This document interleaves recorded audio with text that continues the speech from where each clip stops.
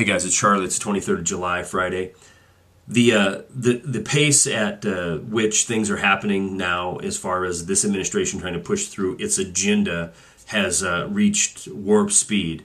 All week long, I'm waiting for something big to break, some big article, some big name journalist to come out and talk about this finance reform bill that was written by the same people that brought you the collapse of 2008 and the second Great Depression. I have on my computer a picture of the president on Wednesday signing this law, or this legislation into law, and Chris Dodd and Barney Frank are standing there right with him with a big smile on their face, patting each other on the back, and it's repulsive to me. It's infuriating to me that these same people who brought us this disaster are now celebrating the magnitude of their greatness. It's absolutely enraging to see this, but this isn't being talked about. What we're talking about instead is immigration issues. We're talking about race issues. It's the same exact game over and over and over again. It is not going to change until we absolutely have a breakdown, truck stop running, ATM stop working, collapse in this country, because the media, who is culpable, who is responsible under the First Amendment, their job, the freedom of the press was established to be a watchdog over our government. And instead it's turned into just another corporate entity that wants to keep you fat, dumb, sassy, and happy, so you'll go out and buy the garbage that they advertise in between fluff pieces. But it's failing. It isn't working. They're charging the money for the advertising. The advertisers are putting their commercials on there. But the facts are very, very plain and simple. 37,000 more people applied for first-time unemployment claims last week. 1 million in the last 2 weeks have applied for first-time unemployment claims.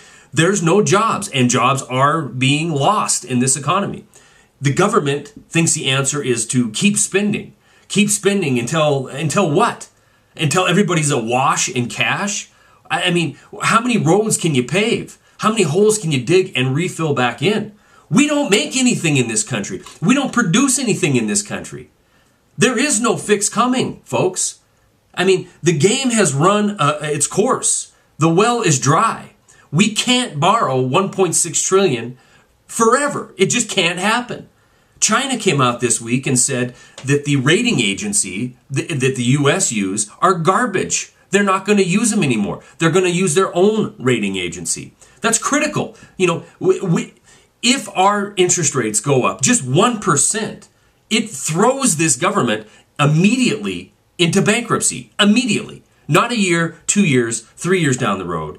It brings to light, which is true, and we know is true, that the government is broke. We promised everything to everybody, meanwhile taking the wealth of the nation and giving it to a few elite criminal banksters who brought us here in the first place.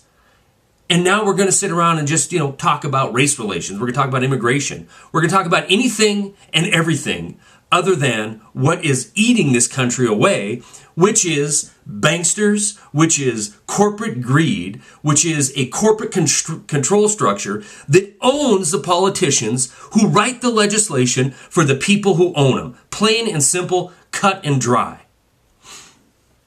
With that being said, another 409,000 people came off the long-term unemployment rolls last week. If you're keeping track of it, it's over 1.3 million in the last 3 weeks have no uninsurance or no unemployment benefits left anymore. They have nothing.